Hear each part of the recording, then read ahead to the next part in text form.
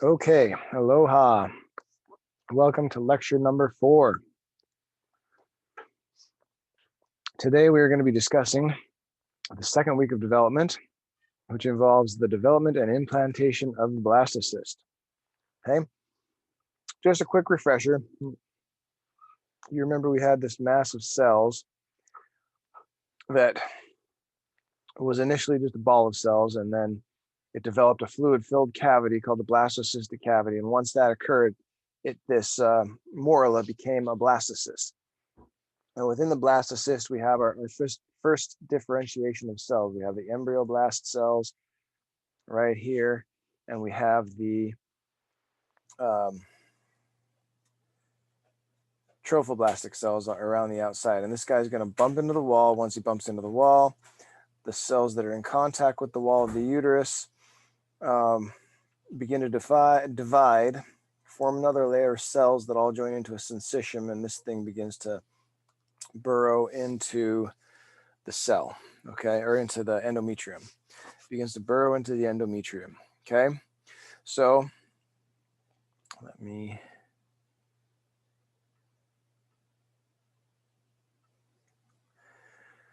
So here we have the embryoblast. These yellow cells on the bottom of the embryoblast we're going to talk about later. But we have the embryoblast, we have the trophoblast, the cytotrophoblasts, and then we have the syncytiotrophoblasts, okay? The syncytiotrophoblaст is burrowing into the endometrial tissue, into the connective tissue with proteolytic enzymes, which creates food for the embryo, or for the blastocyst, okay?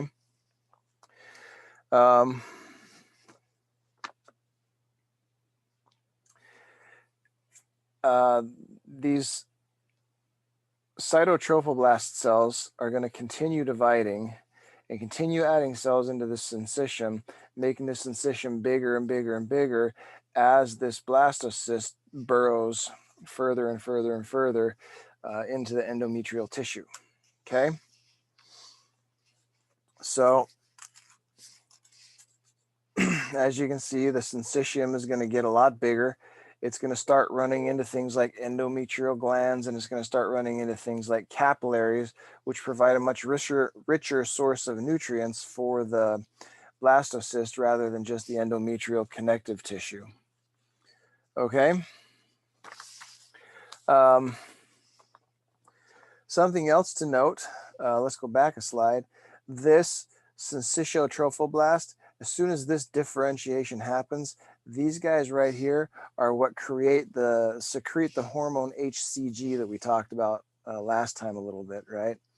So HCG, human chorionic gonadotropin, which, if you remember, his main purpose is to maintain the corpus luteum until the placenta is large enough to take over hormone production. Interestingly, HCG is also the chemical that is utilized in most pregnancy tests. So when you go to the drugstore and buy the little, first response or whatever, you pee on the stick and you get a line or a plus or something like that. That's the chemical that they're looking for, is this HCG hormone.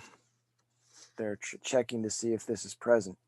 Okay, so at any rate, as this guy burrows in deeper and deeper, you'll see the embryoblast start to flatten out, okay? And it's going to flatten into a disc, and this disc is called the embryonic disc, okay? As it flattens out into the embryonic disc, it creates a space above it that is filled with, guess what? Fluid.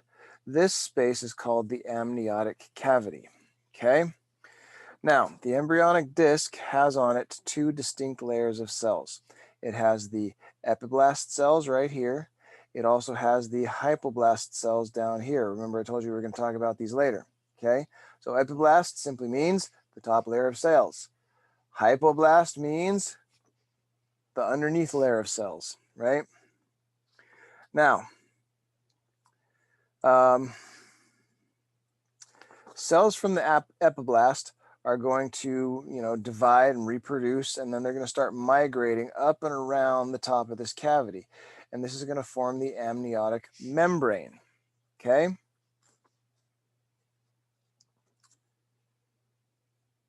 These cells that surround this amniotic, that form the amniotic membrane, are called amnioblasts, Seems pretty obvious, right? Now, cells from the hypoblast are going to also divide and reproduce and start migrating down and around and start lining the inside of this blastocystic cavity. Now, something we need to get, just be prepared for, is week 2 of development is all about name changes, right? The same structures are going to go through a whole bunch of different names depending on which phase of development they're into, okay?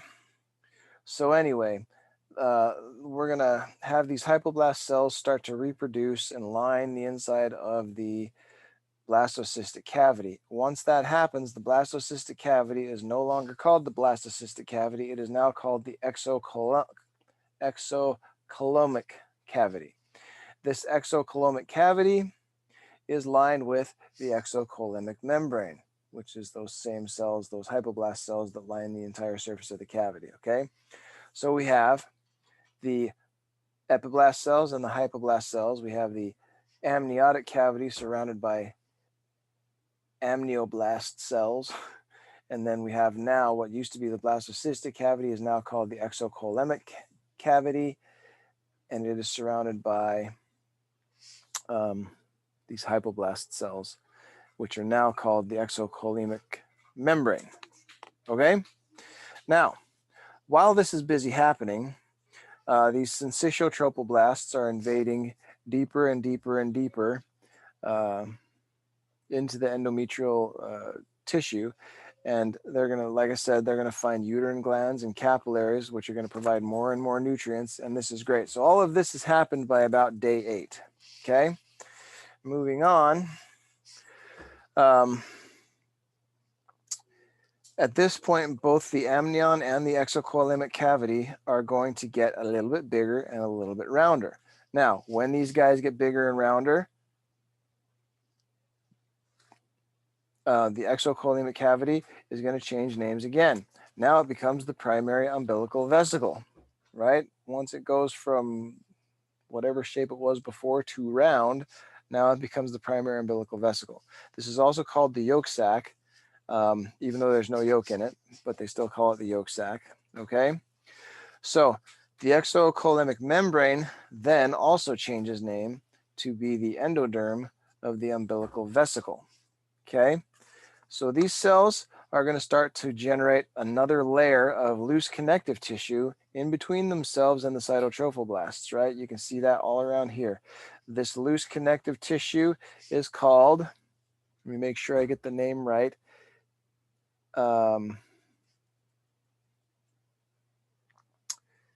It's just embryonic mesoderm. So later on, we're going to have extra embryonic mesoderm and intraembryonic mesoderm and a whole bunch of other different kinds of mesoderm. But for now, this layer of tissue in between the exocoelomic membrane and the cytotrophoblastic cells, this is called mesoderm. Mesoderm is going to become really important later on, okay? So anyway, while this is happening, we're also going to start to see spaces forming, like this one and this one, spaces forming in the syncytium. The syncytiotropoblast cells are going to start, these are called lacunae, and these spaces are going to basically all start to come together, and they're going to form lacunar networks.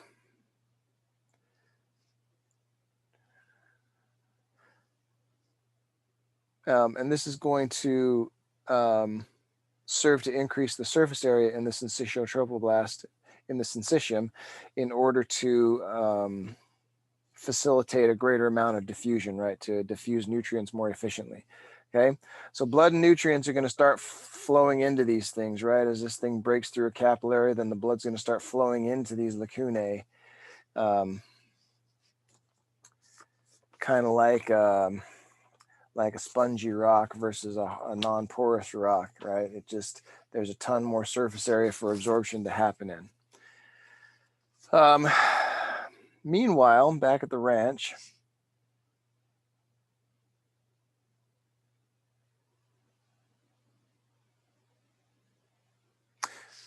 oh yeah, so also these lacunae are going to eventually form the basis of placental blood flow, All right. So basically all of this has happened by the end of day 9. All right. So that's the end of day 9. And now we're going to move on. By day 10, the embryo is completely embedded into the endometrial tissue. It's completely buried itself in there. The hole that it went in through is covered up by a scab, or if you like big words, a coagulus. And it's called the closing plug.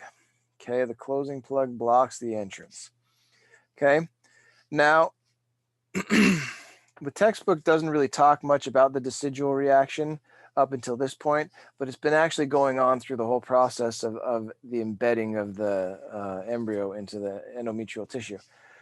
What the decidual reaction is swelling of endometrial cells around the site of implantation. Okay, there's a couple of things that this accomplishes. One is it puts a higher density of nutrients into those cells. Those cells that are swollen up have more nutrients. They're more nutrient dense. So better nutrition for the embryo. The other thing that it accomplishes is it walls the area off from the mother's immune system, right? So for purposes of class, that's really all you need to know about the decidual reaction. It walls the area off from the immune system, and it creates a larger amount of nutrition for the embryo packed into those endometrial cells. Okay, so by day 12, the endometrial tissue is completely closed up. The scab is all healed up. The epithelium is completely regenerated. Okay.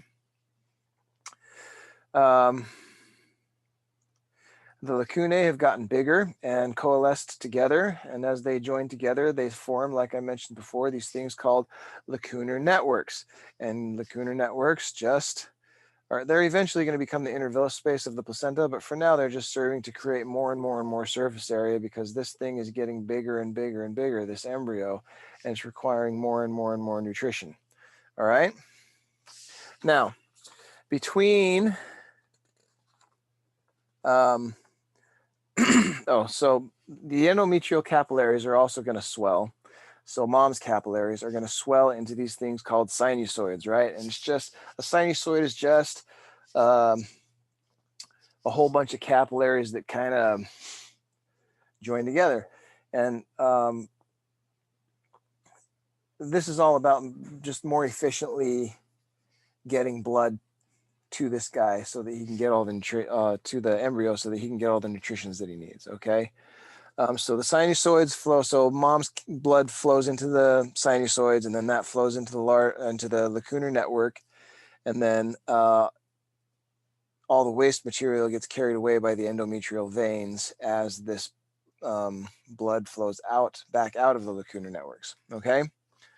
Now, while the lacunar networks are forming, you start to see these little spaces appearing in the mesoderm.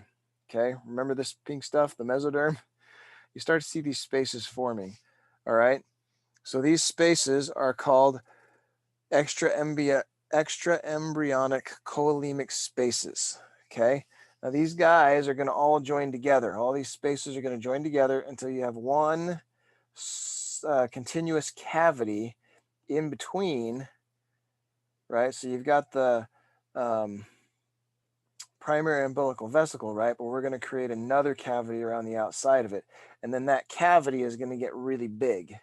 Well, at least compared to what it is now. So this is that cavity, right? So this is the primary umbilical vesicle, and then all this space, right? So what happens is these little spaces, these little extra embryonic coelemic spaces, they join together, and then it fills up with fluid like a balloon. And as it fills up with fluid like a balloon, that exocoelemic space becomes very large, and this is called the extraembryonic coelom. Okay, the extraembryonic coelom. So here we have the umbilical vesicle. Yes, it's getting pinched off. We're going to talk about that in a minute, but we have the umbilical vesicle, we have the amnion, we have the epiblast and the hypoblast. We have this large extraembryonic coelemic cavity, right? This is called all this syncytiotrophoblast and the cytotrophoblast, and all of this stuff is now called the chorionic sac. Okay, so you have the cytotrophoblasts that are still continuing to add more and more cells to the syncytium, and then you have the syncytiotrophoblasts that are still using their proteolytic enzymes to break down all the endometrial tissue and collect nutrients, right? And then this little part right here that connects the embryo to the chorionic sac is called the connecting stalk. Okay, so here's another view of it a little further on, right? So you've got, this is the embryo, this is the chorionic sac, and then this is the, it's going to change names again to the chorionic cavity, but for now it's the extraembryonic coelemic cavity, okay? And anyway, so one of these is the amnion and one of these is the primary umbilical vesicle. I'm really not sure which is which in this picture, but then this is the connecting stalk that ties it to the chorionic sac, and that's where we're at, okay? So the formation of this cavity also splits the mesoderm, because remember, this cavity formed in the middle of the mesoderm. So now we have two types of mesoderm. The mesoderm that covers the chorionic sac and the amnion is called the somatic mesoderm. Let me make sure I've got this right. Yeah, so the one that covers the amnion and the chorionic sac is called the somatic mesoderm. So somatic mesoderm covers the amnion and the chorionic sac. So all of this and all of this is somatic mesoderm. Okay, the mesoderm that covers the primary umbilical vesicle, that is called splanchnic mesoderm. So we have splanchnic mesoderm, somatic mesoderm. Okay, the thing to remember is that the stuff surrounding the primary and second, well, this is going to be the secondary umbilical vesicle, but anyway, the stuff that surrounds the umbilical vesicle is splanchnic. Everything else is somatic. Okay, so just this part right here is splanchnic, and all the rest of it is all somatic. Okay, hopefully that won't be too confusing for you. All right. Also, while this is happening, the primary umbilical vesicle, like I mentioned, starts to get pinched off. As this starts to happen, this little pinched off part remains the primary umbilical vesicle, and this larger part that it's getting pinched off from becomes now the secondary umbilical vesicle. Okay. Eventually, that primary umbilical vesicle is going to be pinched completely off and become completely separate from the secondary umbilical vesicle. All right. So at the end of the second week, we also start to see these little guys right here. So these are called primary chorionic vesicles.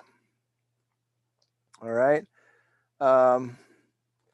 These primary chorionic vesicles are destined to eventually become chorionic vesicles that then become secondary and tertiary and terminal.